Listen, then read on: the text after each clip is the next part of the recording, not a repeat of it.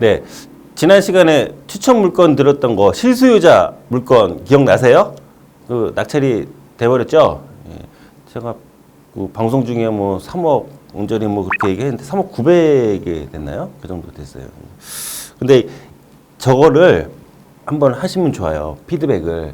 그게 이제 웬만한 유로 사이트를 보시면은요. 1, 2등 가격 차이가 나옵니다. 1, 2등 가격 차이. 재미있는 팁을 하나 드릴게요. 내가 낙찰을 받았어요? 그러면 이게 잘 받은지 못 받은지 약간 궁금하실 때가 있죠. 예, 그래서 이건 좀 무식한 방법이긴 한데 제 경험치니까 그냥 믿어주세요. 1등과 2등의 낙찰가 차이가 1%면 잘 받은 거예요. 그 정도. 1%. 예. 그러면 볼게요. 지난 물건이 1등이 3억 900이고 2등이 3억 100인가? 그렇게 됐어요. 그러니까 한 800의 차이가 났거든요. 그러면 몇 프로예요, 이게? 거의 2, 3%죠. 사실은 그렇게 따지면 그렇게 잘 받은 건 아니에요. 근데 이게 어떻게 된 거냐면 제 생각에는 1등이 낙찰자가 이 법인이에요. 그래서 받으려고 작정을 한 것 같아요. 예, 그 정도 차이면 못 이깁니다. 이번에도 또 진행되는 물건이에요. 자, 이번에는요. 그래요. 위험 부담 적고 잘 나가는 주거용 오피스텔. 예. 이거는요. 그냥 낙찰 받음. 그럼 뭔가가 따라오겠죠. 뭐가 따라올까요? 낙찰이 경쟁이 좀 있어요. 그래서 많이 싸게 못 삽니다, 여러분. 제가 보면 많은 분들이 그러니까 위험 부담을 되게 감수하기가 싫은 거예요. 자, 그런 분들한테 굉장히 적합한 물건인 걸로 제가 보여요. 자, 이번에 오피스텔 보시면요. 송파구 문정동. 좋죠? 건물도 뭐, 신빙합니다. 예. 그런데 여러분, 봐라. 날짜가 이제 이 생각 드실 거예요. 9월 9일. 무슨 배짝으로 하냐. 유찰이 아마 될 겁니다. 예. 이게 만약에 바로 낙찰이 돼버리면 이 방송 안 나가요. 네, 그렇습니다. 자, 1차가 이제 9월 9일인데, 4억 2,200. 자, 요 신건이죠. 이렇게 진행이 됐어요. 그러니까 이게 유찰이 되면 통상 뭐 한 달, 열흘 정도는 걸리니까, 그래서 여러분 한 달 반 정도까지는 사정권이 있다. 맘만 먹으면 입찰할 수 있다. 네, 이렇게 보시면 될 것 같아요. 자, 일단은 간단하게 볼게요. 면접 보시면요. 여러분, 그냥 제가 심플하게 할게요. 강의가 아니니까. 이 대지권은 너무 신경 쓰지 마세요. 어떤 경우에? 새 건물인 경우에. 그러니까 우리가 30년, 40년, 50년은 내다보는 게 아니죠. 요즘 세상에서는. 대지권을 보는 건 재건축이 다가왔을 때, 그럴 때 이제 중요한 겁니다. 자, 그럼 대지권 됐고요. 자, 여기서 면적 헷갈리실까봐 그래요. 15.6인데 이거는 혹시라도 모르시는 분 있으면 다 외워버리세요. 경매는요, 무조건 면적이 뭐냐면 전용 면적이에요. 자, 전용 면적이 뭐냐라고 혹시 또 물으신다면 문 딱 열고 들어가서 나 혼자 쓰는 면적. 이게 전용 면적입니다. 너무 무식하지만 그냥 여러분 이렇게 이해하시면 돼요. 복잡하게 안 해도 됩니다. 자, 전용 면적이 15.6평이다. 이게 이제 아파트로 따지면 어떻게 돼요? 아파트가 전용 면적이 한 18평이 24, 5평 나오거든요. 그러니까 이 아파트 24, 5평보다는 좀 작겠죠. 전용 면적 기준으로. 그런데 여러분 오피스텔하고 아파트하고 헷갈리시면 안 돼요. 전용률이라는 게 있는데 문 열고 들어가서 안에 면적이 전용 면적이라고 했잖아요. 오피스텔은 전용률이 굉장히 작아요. 거의 50% 안팎이에요. 그럼 뒤집으면 아주 얼핏 보면 50%라고 했으니까 곱하기 2하면 얘는 분양 면적은 한 30평 나오는 거예요. 29평, 30평 이런 식으로 나옵니다. 자, 그건 혼동하시면 안 돼요. 그래서 시세 조사를 하실 때 반드시 전용 면적 기준으로 정확한 걸 잡아가지고 조사를 하셔야 돼요. 이 오피스텔 같은 경우에는 그렇게 어렵지 않을 거예요. 왜냐하면 규모가 크기 때문에 거래 건수도 많고 도면도 다 따로따로 나와 있어요. 중개업소에. 그래서 금방 확인할 수 있어요. 물론 현장에 좀 가셔야 됩니다. 그리고 여기 희귀한 게 몇 개 있어요. 오피스텔 같은 경우 몇 개 없는 형이 있어요. 그런 경우에는 포털에 안 뜰 수도 있으니까. 자, 구경 한번 할까요? 어우, 멋지죠? 여기가 자 이렇게 회사도 아주 대형 건설사에서 진 아주 대형 오피스텔이에요. 좋죠? 이거 당연히 좋을 거고. 자, 이렇게 되는데, 위치를 봐야 되는데, 위치가 어디냐면, 여기, 바로 장지역이 있는데, 여기 문정 법조타운이에요, 여기. 동부지원이 우리 입찰할 때, 여기 가서 입찰하시면 돼요. 요 물건 사는데. 그렇죠? 네, 구조 보시면, 방 2개 거실. 자, 이제 뭐가 떠오르세요?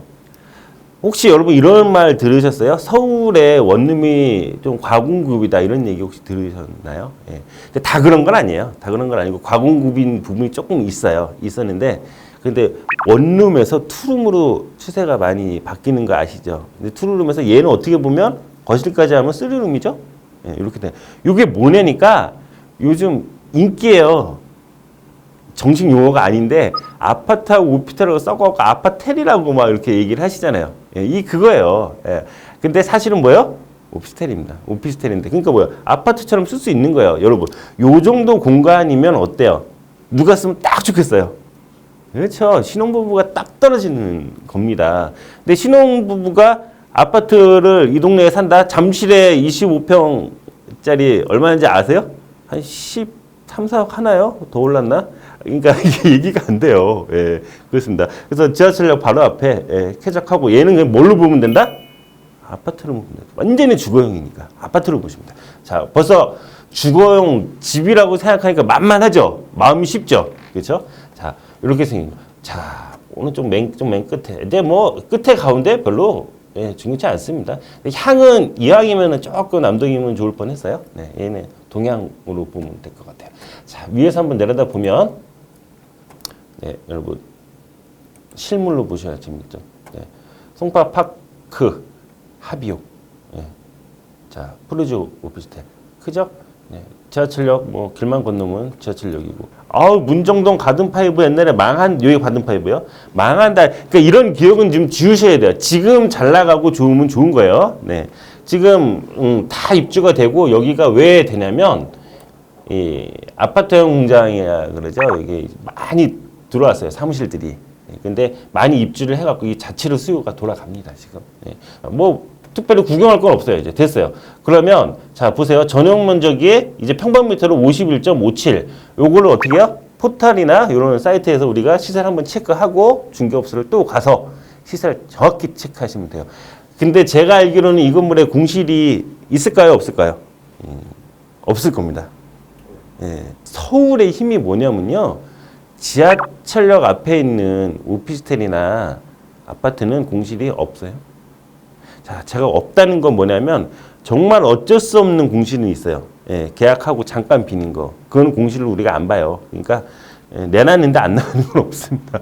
공실 거의 없다고 보시면 돼요. 그러니까 옛날 가든파이브 있을 때 문정동을 생각하시면 안 돼요. 지금 자리가 잡혔다. 이렇게 됐어요. 근데 여러분 이제 권리분석 부분을 한번 이해는 하고 하셔야 되는 게 여기 잘 보시면 주거 전세권자가 있죠. 자, 이게 뭐냐니까 전세권 설정한 거예요. 근데 여러분 주민등록 전입하고 확정일자 받아놓으면 사실 비슷한 효과긴 해요. 근데 전세권까지 예, 설정을 해놨다. 예, 그렇게 이해하시면 됩니다. 자, 보시면 전세권이 뭐예요? 제일 빠르죠? 이게 선순위입니다. 선순위. 이런 경우에요. 이게 대항력이 있어요. 예, 임차인 제일 빠르듯이 전세권이 제일 빠른 것도 예, 선순위입니다. 이게 예, 대항력이 있는 거예요. 그러면 보세요. 3억 6천에 들어와 있죠, 지금. 근데 자, 제일 확실한 서류가 뭐냐? 매각 물건 명세서. 이거 법원에서 가장 확실하게 예, 안내한 서류예요. 자, 보시면 권리 신고는 이제 서류상으로 신고한 내용이에요. 그래서 본증금 3억 6천이죠. 그렇죠? 예. 그다음에 배당 요구 했죠. 네, 이거는 무슨 의미냐? 내가 선순위이긴 하지만 낙찰될 때 인수시키지 않고 돈 다 받아서 나가겠다. 이 얘기입니다. 그런데 여러분 주의하셔야 돼요. 이렇게 선순위에 임차인이 있는 경우에는요. 돈을 다 못 받아가면 낙찰자한테 인수돼요. 그러면 이제 무슨 생각을 하셔야 되냐면 딱 보세요, 여러분. 지금 최저가는 이렇게 현재 나와 있는데 한번 유찰되겠죠, 이제 3억대로. 유찰돼서 여러분한테 물건이 나오면 싸게 사고 싶겠죠. 싸게 사고 싶은데 일단 무조건 뭐예요? 임차인은 3억 6천을 받아 가야 됩니다. 못 받아가면 내가 물어준다니까요. 그러니까 얼마를 써야 돼요? 최소한. 경매 비용이 요것도 아주 심플하게 말씀드리면 한 1% 정도, 감정가 1% 정도 나와요. 이건 뭐 상황에 따라 다 달라요. 제가 평균 말씀드린 겁니다. 자, 300이 나올 수도 있고 뭐 450이 나올 수도 있어요. 상황에 따라 다른데 1% 하면 한 400 되죠. 경매 비용은 무조건 법원이 먼저 가져가요. 영순이에요. 자, 그러면 여기다 400은 더 해야죠. 예, 그런데 여기서 재밌는 게 우리가 가장 빠른 등급의 가장 빠른 저당권이나 전세권 이거 물건이라고 하는데 이거 하고요. 또 임차인 가장 빨리 들어온 임차인 확정일자 주민등록 같이 갖춘 임차인 요게 제일 빠른 것 같지만 사실 그 위로 순위가 있어요. 그게 뭐냐면 조세채권의 법정 기일이라는 것과 당해세예요. 어렵죠, 갑자기. 갑자기 어려운데, 자, 우리가 공부가 아니고, 지금 여기서 당해세는 재산세를 안 내는 걸로 추정이 돼요. 그래서, 근데 재산세가 그렇게 크던가요? 큰 차이 없겠죠. 그렇죠? 그래서 재산세 정도는, 이제 먼저 가져갈 수 있다. 그러니까 이래저래 계산하면 한 돈 1,000만 원은 더 써야 되겠죠? 지금 이거는요, 선택의 여지가 아니고, 더 싸게 낙찰 받아도 임차인이 다 못 받아가면 어떻게 해요? 물어내야 되는 겁니다. 자, 그러니까 가급적이면 이런 경우에는 얘가 시세가 좀 많이 나와주면 내가 운신폭이 넓겠죠? 내가 원하는 금액에 써도 충분히 받아가면 상황이 더 좋겠죠? 그렇죠? 그러니까 그런데 또 좋은 소식이 3억 6천에 지금 보면 제가 보기에는 사실로 보입니다. 3억 6천에 전세 들어있을 정도면 상당히 어때요? 전세 가격이. 굉장히 높죠? 그러니까 이거 전세 구하기 힘든 거예요, 여기에. 그렇습니다. 그러니까 내놓으면 바로 또 나가겠죠. 전세도 월세도 잘 나갈 겁니다. 자, 제가 보기에 감정가가 허당은 아닐 거예요. 감정 시점도 언제죠? 올해 1월이에요. 큰 차이 안 나고 뭐가 재미냐면 여러분 이렇게 판단해 보세요. 보통 감정가가 시세보다 조금 더 높게 평가하는 경향은 있어요. 있는데 올 초보다 하고 지금하고 서울의 아파트 가격이 어때요? 내렸나요? 안 내렸나요? 물론 뭐 차이는 있겠지만 제가 보기에 안 내렸죠. 비슷합니다. 그러니까 시세는 요 준에서 한번 잘 파악해 보시면 될 것 같아요. 자, 이 정도 보시고요. 자, 그래서 낙찰 받으면 해결은 되는데 또 재밌는 게 있어요. 여기서 전세권자가 제일 빠르죠. 3억 6천을 가져갔어요. 근데 경매는 누가 넣었죠? 네, 여기 동그라미인데 제가 동그라미를 아마 추정해서 맞춰드릴게요. 신 뭘까요? 신용보증기금입니다. 어떻게 아냐고요? 쪽 보면 알아요. 야, 이게 자, 여러분 이게 좀 우리가 이렇게 막말을 써도 되나 모르는데 그 고스톱 칠 때 뭐 잘못 섞이면 뭐라 그래? 나가리래, 나가리. 낙찰 받아도 나가리 나는 수가 있어요. 이게 조금 이제 법률 용어를 하면 무이익인데 무이익은 금지다 이런 얘기가 있어요. 뭐냐면 경매를 누가 넣었다고요? 신용보증기금이 넣었죠. 받을 돈이 1억 9천 얼마 있대요. 이걸 받으려고 경매를 넣었는데 싸게 낙찰이 돼가지고요. 선순위 전세권자가 받아가는데 모질라요. 그러면 돈 받아요, 못 받아요? 여러분 상식적으로 선순위가 먼저 받아가거든. 그럼 없죠. 받을게. 그럼 뭐하러 경매를 합니까? 이런 경우에는 경매 진행을 법원이 직권으로 취소시킬 수 있어요.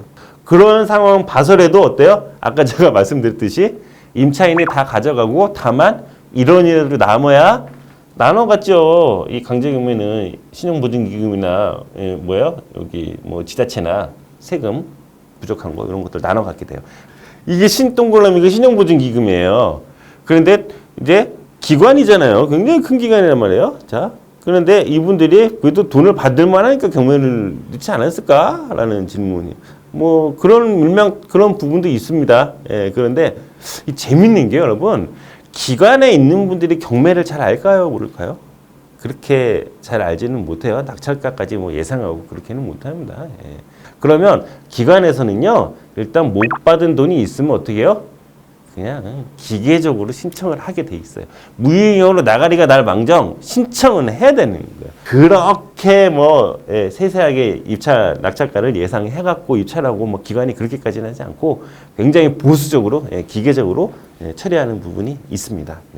이 정도. 이 동네를 한번 가보시면 그냥 느껴지실 거예요. 자리가 잡혔어요. 5년 전하고 지금하고 또 다릅니다. 만약에 세무서나 이런 법정기일이 빠른 그런 선순위로 가져갈 수 있는 세금이 있으면 잘못하면 이 순위가 밀려요.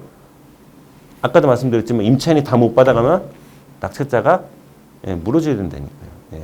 그래서 요거는 조금 난이도가 있는 얘기인데 사실은 이렇게 문건 접수 송달 내역 보면은요 이게 다 동그라미 쳐서 여러분 보기 어려우실 거예요. 근데 보시면 이게 뭐 이제 서울 특별시 송파구일 겁니다.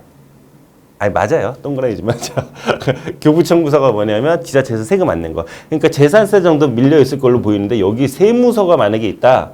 얘기가 달라져요.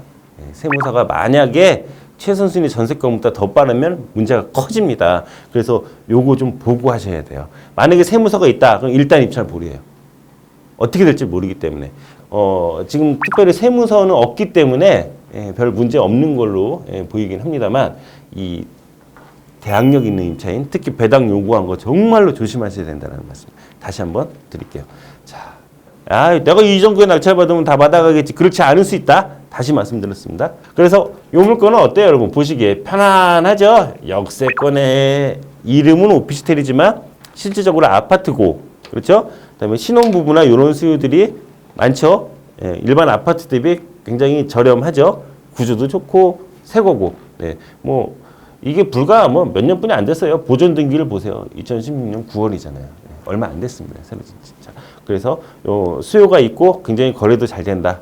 전세는 아마 서로 구하지 않을까 그런 생각입니다. 시세만 딱 따가지고요. 좀 싸게 사시면 바로 임대놓고 바로 팔릴 수 있습니다. 혹시 또 마지막으로 염두하시는 게 이게 또 대출 물어보실 수 있을 텐데 기본적으로 오피스텔은 아파트보다는 대출이 수월한 부분 말씀드리고요. 그다음에 대출 부분에 대해서는 지난 시간에 말씀드린 게 있어요. 그래서 그 부분 참고하시면 될 것 같습니다. 네. 오늘 실수요자 물건 아주 만만하고 편안한 거 해놨습니다. 자, 유찰될 거예요. 유찰될 거니까 그 다음에 얼마 쓸지 시세 조사만 잘 하시면 되고요. 마지막으로요, 여러분 돈을요 시세 조사할 때 5천 원만 쓰세요. 음료수 하나 들고 가세요. 요 중개업소 어떤 분이 계시든 가서 솔직히 말씀하고 나 이거 꼭 낙찰받아서 오고 싶다. 그렇게 얘기하고 시세 물어보세요. 좀 잘 되셔가지고 소식이 한번 왔으면 좋겠는데요. 네, 여러분 굉장히 안전하고 쉬운 물건 어떻게 보면 자 굉장히 여러분들이 위험한 걸 싫어하지만 여러분들이 자금만 조금 있으면 굉장히 투자해볼 만한 물건을 소개해봤습니다. 다음 시간에는요 조금 약간은 리스크한 거 한번 보여드릴게요. 투지 쪽으로 한번 가보겠습니다. 네, 오늘 여기서 마칠게요. 감사합니다.